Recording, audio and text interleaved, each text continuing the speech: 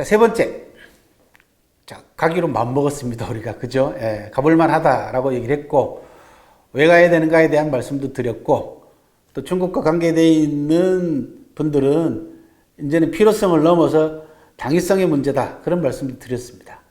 그리고 중국을 잘 모르시는 분들이나 뭐 가보지 않은 분들에 대해서는 중국에 대해서 충분히 관심을 가질 만한 곳이다. 현실적으로도. 왜? 가깝고 경제적이고 볼 곳과 갈 곳이 많은 곳이기 때문에 그렇다. 그런 말씀을 드렸고, 중국이 점차 날이 갈수록 경제가 발전하면서 중국 내의 교통도 훨씬 편리해져서 짧은 시간 내에 많은 곳을 볼 수가 있는 그런 시대가 도래를 했습니다. 그리고 호텔도 수준이 점점 더 시간이 흐를수록 좋아지고 있는 그런 상황이기 때문에 여행 좋아하시는 분들한테는 중국이 충분한 매력을 가지고 있는 그런 곳이다. 그리고 구체적으로 어디를 갈 것인가는 이제 앞으로 호우TV에 좀 가보자 중국 이 유튜브를 통해서 여러분들이 하나하나 좋은 정보들을 업로드를 시키도록 하겠습니다. 자, 그럼 세 번째, 언제 가면 좋은가? 그죠? 사실은 질문 같지도 않은 질문입니다. 언제 가면 좋긴요.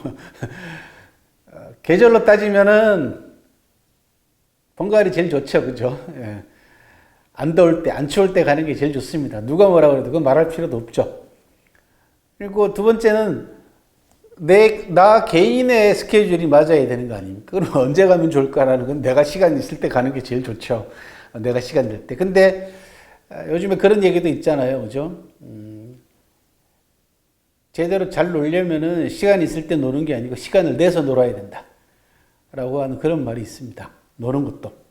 그러니까 여러분들이 적어도 내가 올해는 중국을 한 일주일 정도 가보고 싶다. 라고 얘기하면 1년 정도 계획을 짜시란 얘기입니다. 짜서, 예를 들면, 중국 아까 말씀드렸죠. 그죠? 중국은 겨울에 기온차가 저 추운 곳은 영상 50도, 가장 따뜻한 곳은 영상 20도가 넘습니다. 그러니까 70도 가까이 차이가 난단 말이죠. 그러니까 내가 무엇을 보고 싶으냐에 따라 가지고 계절이 달라질 수밖에 없고, 장소에 따라서 계절이 달라집니다. 가는 때가 달라집니다. 언제가 달라진다는 얘기죠. 그러니까 중국이 그만큼 넓다라는 걸 또 한 번 말씀을 드립니다. 그럼 다시 말씀드려서 무슨 얘기냐 그러면 여러분들이 가고 싶은 곳을 중국으로 정하고 그 가운데서도 한 지역을 정했다라고 얘기하면 그 다음부터 시기를 잡아도 늦지 않았다. 그런 이야기입니다. 예를 들면 실크로드를 간다. 내가 여름에 이번에 일주일 동안 실크로드를 갔다 오겠다라고 생각하면은 참 올해는 그러면 얼핏 생각할 때 여러분들은 여름이 무지 더울 것 같죠? 사막이니까. 실크로드는 겨울에 가면 좋을 것 같죠? 그렇지 않습니다.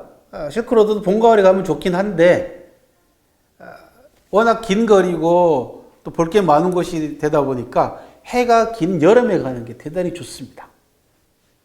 그래서 저는 개인적으로는 중국 여행을 추천할 때마다 어떻게 말씀을 드리냐 그러면 계절로 얘기를 하자면 항상 여름에 가라라고 말씀을 드립니다.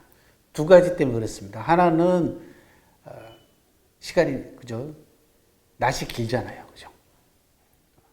그래서 충분히 저녁 8시까지 시간을 활용할 수가 있기 때문에 여름이 좋고, 두 번째는 짐이 간편하잖아요. 그죠? 뭐 반바지, 반팔, 그다음에 슬리퍼, 산에 등산하는 거 아니면은 그죠? 그러니까 얼마든지 빨아서 입을 수 있고 금방 마르고 하기 때문에 가지고 가는 짐이 간편하다. 그래서 여름을 주로 많이 추천을 합니다. 어쨌든 간에 결론적으로 말씀을 드리면 언제 가면 좋은가? 언제든지 가능하다. 내가 시간을 내면 된다. 라는 말씀을 드립니다. 그것도 역시 중국이 크기 때문에 그렇습니다. 그죠? 크기 때문에 그렇습니다. 겨울에도 사계절이 공존하는 나라입니다. 그래서 언제든지 가능하다. 사계절이 공존하는 나라이기 때문이다. 동서로 시차가 4시간 나고 남북으로 기온차가 70도 나는 나라다. 라는 점을 꼭 기억하시기 바랍니다. 그러면 거꾸로 얘기할게요. 언제를 피하면 좋을까? 이게 훨씬 낫지 않겠어요? 그죠? 언제든지 갈 수 있다. 그러면 365일 내내 다 좋다 그러면은 얼마나 좋겠습니까? 많은 안타깝게도 중국이 피해야 될 때가 있습니다. 최근에는 사실은 중국이 내수 시장이 폭발하고 있기 때문에 주말이나 이런 때는 언제 가든지 간에 여러분들이 언제 어디를 가든지 간에 다 북적거립니다. 방법 없습니다. 하지만 그 가운데서도 특별히 피해야 될 시기가 몇 시기가 있습니다. 그 부분만 말씀을 드리도록 하겠습니다. 첫 번째 여러분들도 잘 아시는 춘절입니다. 중국 사람들이 춘지해라고 하는 춘절입니다. 음력설을 전후로 해서 약 열흘 내지 2주간 정도 됩니다. 그러니까 음력설 전후로 해가지고는요, 음력설 한 2주 전부터 시작해서 설 쉬고 2주, 약 한 달 동안은 안 가시는 게 좋습니다. 2020년은 내년은요, 1월 25일부터 시작합니다. 잘 기억하십시오. 내년은 춘절이 1월 25일부터 시작하니까 아예 1월 한 15일 전으로 아예 중국은 생각하지 마시오. 2월 한 10일까지. 한 달 가까이는 중국이 안 간다고 안 가는 게 낫다라고 생각하시면 됩니다. 왜 이런 말씀을 드리냐 그러면 우리도 이제 음력설 되면은 귀성한다고, 귀향한다고 해가지고 고속도로가 난리가 나지 않습니까? 근데 중국은 우리보다 더 합니다. 왜 그러냐면 딱 멀리 나가서 하는 자녀들이 많아요. 가족들이. 그러니까 예를 들면은 10여 년 전까지만 해도 시안에 살고 있는 우리 동포가 연변에까지 고향에까지 돌아가려면은 돈이 많으면은 비행기표를 일찌감치 끊어가지고 비행기를 타고 가면 되겠지만 돈이 없기 때문에 기차를 타고 갑니다. 그러면 그 기차가 한 3일쯤 걸립니다. 가는 데만. 제가 1999년, 그러니까 이제 새로운 21세기를 맞이하기 며칠 전에 12월 28일인가 29일 날 상해에서요. 영상 12도에 약 영상 10도 정도 되는 그 상해 기후에 긴팔 하나를 입고 기차를 타고요. 장춘을 갔습니다. 길림성 장춘을. 38시간을 타고 갔습니다. 장춘에 내렸더니 영하 30도였습니다. 여러분들 상상 잘 안 가시죠? 그죠? 예. 한 38시간 동안 기차 속에 있으면요, 약간 봅니다. 그래서 중국 사람들의 고속철 생기기 전에 기차 타는 풍경을 보면요, 전쟁입니다, 전쟁. 그리고 양손으로 먹을 걸 잔뜩 싸갖고 갑니다. 왜? 기차 안에서, 먹을 거 팔긴 합니다만 비싸기도 하거니와 또 그거 줄 서서 먹는데 시간이 어마어마하게 걸리기 때문에 자기가 며칠 먹을 거를 준비해 가는 수밖에 없어요. 혼자면은 모르겠지만 또 가족들하고 같이 갈 경우에는 어마어마한 짐이 필요합니다. 거의 대부분 다 먹는 것들입니다. 애들까지 딸려 있으면. 이 이동이 수억이 이루어진다는 얘기입니다. 춘절 기간을 통해서. 저 서쪽에 실크로드 쪽에 살고 있는 사람이 동북 쪽의 고향으로 오려면 일주일씩 걸린다는 얘기죠. 지금처럼 고속철이 생겼어도 보통 멀리 가면 한 2, 3일씩 걸립니다. 그러니까 이동 기간을 가고 돌아오고 하는 시간을 합치면은 우리는 오며 가면 다 끝나버리는 시간이죠. 그러니까 춘절이 2주 정도 될 수밖에 없는 이유가 거기 있고, 또 간 김에 딸랑 엄마 아버지 얼굴만 보고 가족들 얼굴만 보고 돌아올 수는 없잖아요. 한참 친구들도 만나고 재밌게 놀고 또 서로 상봉하고 만나고 또 거의 1년에 한 번밖에 못 보니까요. 그죠? 그러니까 오래 머뭅니다. 그래서 나온 중국의 유명한 말이 뭐가 있냐 그러면요. 1년 벌어서 춘절 한 달 동안 다 쓴다. 라는 유명한 말이 있습니다. 그러니까 외지에 나가가지고 열심히 일해가지고 돈 많이 벌어서 꽁꽁꽁 모아놨다가 춘절 때 고향에 와가지고 부모님한테 좀 드리고 용돈 드리고 그 다음에 저녁마다 나가서 멀리 나갔던 그래서 돌아온 친구들 만나가지고 가족들 만나가지고 술 마시고 맛있는 음식 먹고 놀다가 보면은 1년 번 거 다 쓴다 그런 이야기입니다. 그만큼 춘절이 이동도 많고 가는 곳마다 사람이 이제 북적북적합니다. 그래서 가능하면은 춘절은 특히나 피하라라는 말씀. 두 번째는 노동절입니다. 우리가 메이데이라고 하죠. 그죠? 5월 1일을 전후로 한 약 일주일 가까이. 여기도 많은 사람들이 여행을 다닙니다. 여기는 이제 고향을 돌아다니는 게 아니고, 돌아가는 게 아니고, 노는 날이니까 여행을 가는 거죠. 그죠? 그리고 아까 말씀드린 대로 중국의 내수시장이 이제 활성화됐기 때문에 여행 가는 사람들이 많습니다. 나중에 제가 이제 중국의 유명한 관광지에 하루에 사람이 얼마나 모였는가 이런 부분들을 통계로 말씀을 드릴 텐데 정말 깜짝깜짝 놀랄 만큼 많은 사람들이 모여듭니다. 그러니까 어떤 메이데이 5월 1일 전후로 하는 노동절도 가급적 피해라. 세 번째는 10월 1일 날은 중국은 건국절입니다. 그러니까 중화민국 인민공화국이 건국을 선포한 1949년 10월 1일 날 천안문 광장에서 마오쩌둥이, 모택동이죠, 그죠? 중화민국의 건국을 선포한 날입니다. 그러니까 중국에서는 뭐 대단히 큰, 올해 10월 1일 이제 2달 정도밖에 안 남았는데, 지금 제가 지금 이 녹화하고 있는 때가 8월 30일입니다. 그러니까 약 2달 뒤면은 건국절 행사를 하는데 70주년입니다, 올해가. 그죠? 1949년이고 올해가 2019년이니까 올해 10월 1일 날은 아마 어마무시하게 크게 아마 행사를 치를 것 같습니다. 요즘 또 더더군다나 중미 관계가 굉장히 긴장 관계에 있잖아요. 그죠? 미국에 대해서 뭔가를 또 보여주기 위해서라도 중국이 다양한 그리고 아주 센 퍼포먼스를 할 가능성이 커 보입니다. 아무튼 10월 1일을 전후로 한 건국절도 일주일 가까이 가급적 피하시는 게 좋겠다. 또 하나는요, 중국 사람도 우리가 잘 안 세는 것들도 셉니다.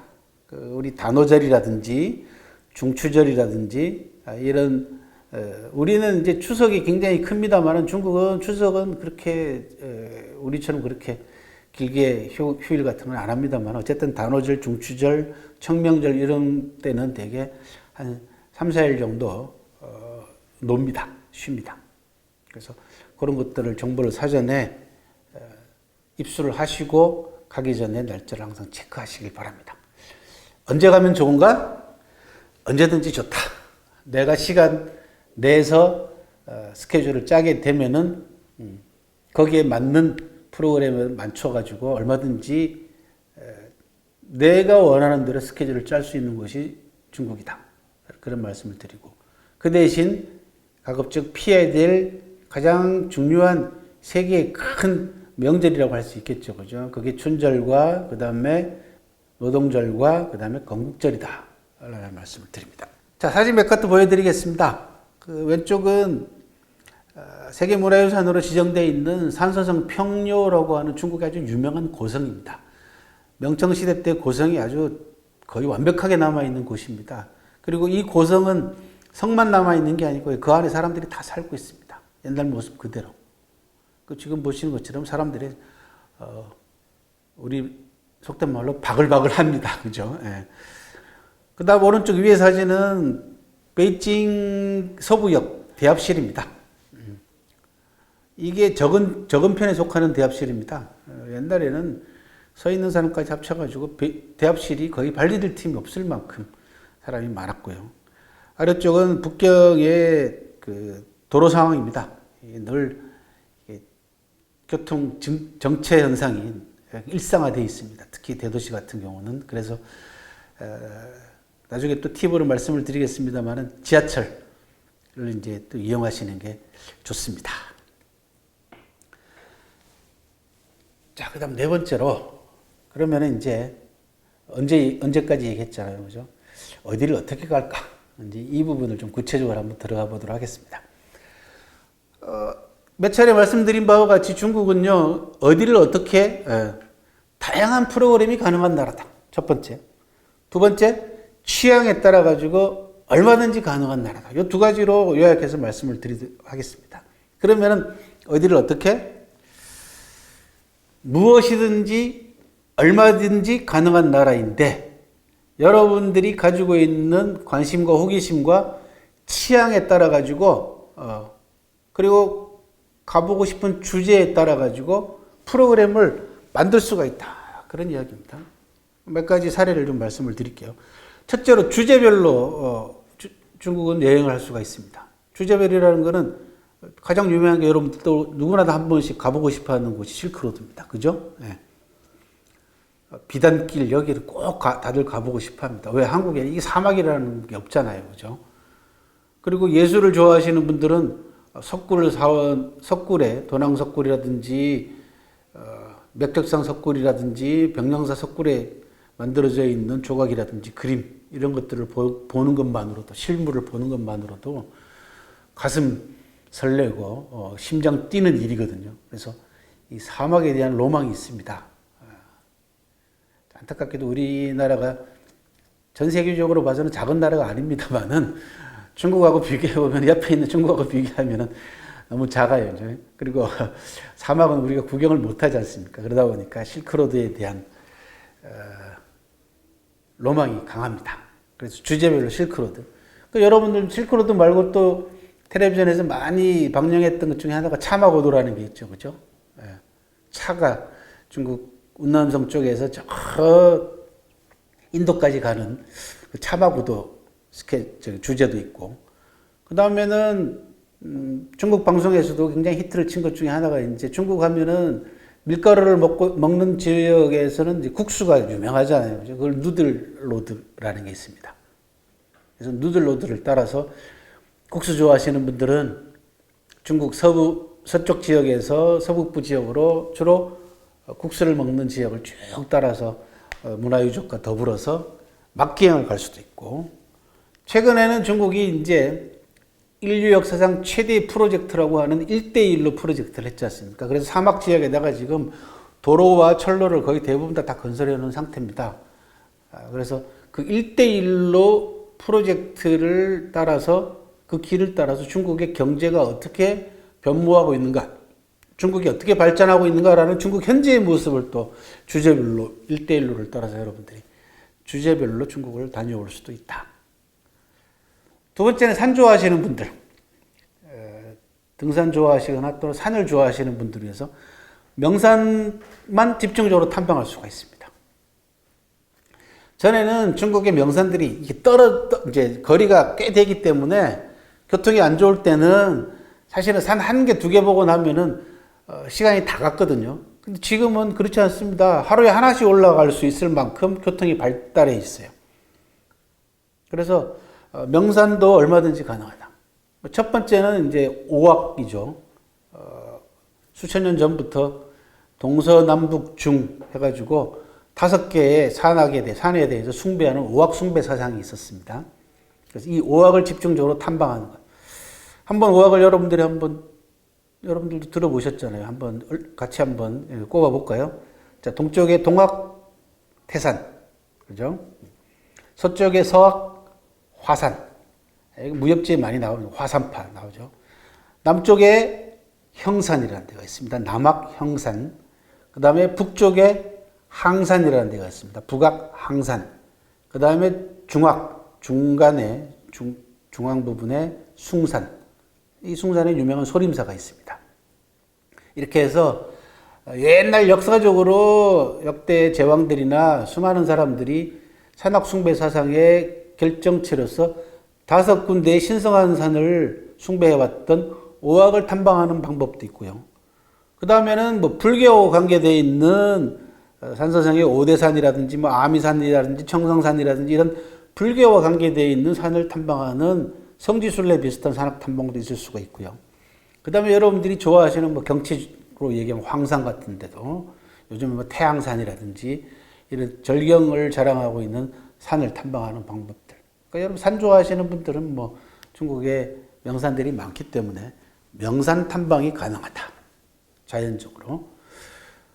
세 번째는 종교 주제로 탐방이 가능합니다. 중국의 기원 전후로 해가지고 중국의 불교가 전래되면서 중국 오랫동안 불교와 관계되어 있는 유적들이 전국적으로 수도 없이 많이 남아 있습니다. 그래서 석굴만 집중 탐방하는 석굴 탐방부터 시작해서 그 다음에 4대 보살 성지를 탐방하는 보살 성지 탐방이라든지 이런 주제별로 종교 주제별로 그리고 유교도 마찬가지입니다. 유학의 성지 같으면은 공자님 고향인 곡부, 그 다음에 명자 고향, 뭐 이렇게 유교와 관계되어 있는 지역도 뭐 유교를 꼭 종교를 볼 수 있느냐 없느냐에 대해서는 뭐 논란이 있겠습니다만 어쨌든 간에 이런 주제로도 가능하고 도교로도 가능합니다. 얼마든지. 그래서 종교로도 주제별로 탐방이 가능한 곳이다. 그 다음에 궁궐 탐방할 수가 있습니다. 역대 최고의 지존이 살았던 최고의 권력자가 생활했던 궁궐을 탐방하는 것. 이 역시 여러분들 금방 떠오르기는 자금성이죠. 베이징에 있는. 명청시대 때를 두 왕조에 거쳐가지고 약간의 보수만 거쳐서 지금까지 계속 사용되고 있고 지금까지 거의 원형을 보존하고 있는 아주 보기 드문 궁궐입니다. 약 700년의 역사를 가지고 있는 자금성을 비롯해서 시안의 대명궁 유지라든지 그 다음에 션양, 심양이라고 그러죠. 그죠? 심양의 그 청나라의 초기 궁궐이었던 심양 고궁, 청나라 고궁 같은 경우 궁궐 탐방이 있을 수가 있고요. 그 다음에 평려고성 잠깐 설명을 드렸는데 고성 탐방이라는 게 있습니다. 중국은 옛날 성이 주로 명청시대 때 성이긴 합니다만은 성이 거의 완벽한 형태로 남아있는 곳이 많습니다. 그래서 중국의 4대 고성 하면은 평려고성, 여강고성, 리지앙이라고 들어보셨죠, 여러분들? 운남성에, 그 다음에 휘주고성, 안희성에, 그 다음에 낭중고성, 사천성에 이렇게 4개의 고성을 중심으로 해서 다양한 고성들이 남아 있습니다. 그 다음에는 중국은 누가 뭐라 해도 제왕의 나라입니다. 중국은 역사상 약 80개가 넘는 왕조가 존재했었습니다. 그리고 약 600명 가까운 제왕이 있었어요. 그러다 보니까 이 제왕들의 무덤과 그와 관계되어 있는 유적지를 탐방하는 것도 충분히 가능합니다. 예를 들면 시안하면은 제왕의 도시입니다. 왜? 진나라, 한나라, 그 다음에 당나라 시대 때 수도였죠. 대표적으로 무려 11개의 왕조의 수도가 시안이었습니다. 그러니까 시안에 가가지고 제왕들의 무덤하고 관련되어 있는 유적을 탐방해도 하나의 주제로서 탐방이 가능합니다. 뭐 진시황릉, 병마용갱, 그 다음에 당태종 무덤부터 시작해가지고 당나라 시대 때 황제들 무덤, 한나라 시대 때 황제들 무덤, 그 다음에 북경에 오면은 명나라 시대 때 황제들 무덤인 명십삼릉과 청나라 때 황제들 무덤인 청동릉, 청서릉, 동쪽 서쪽에 분산되어 있습니다. 이렇게 제왕들의 삶과 죽음을 주제로 해서 탐방할 수 있는 제왕을 테마로 하는 탐방도 가능합니다. 다음으로는 이제 역사 탐방입니다.